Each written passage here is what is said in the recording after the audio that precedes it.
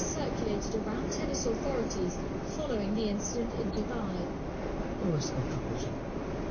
Caroline, thank you. It is 9 minutes past 7. Donald Trump is weighing up whether to order a US military strike on Iran.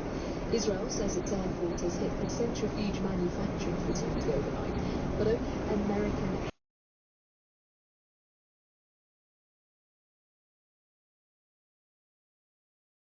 weapons can penetrate far enough into the ground to destroy almost key parts of Iran's nuclear program. But officially committing the US to war in the Middle East isn't a simple decision for the president, because their support is far from widespread. Well, North American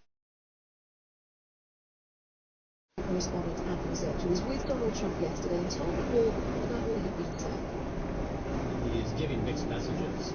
I was with him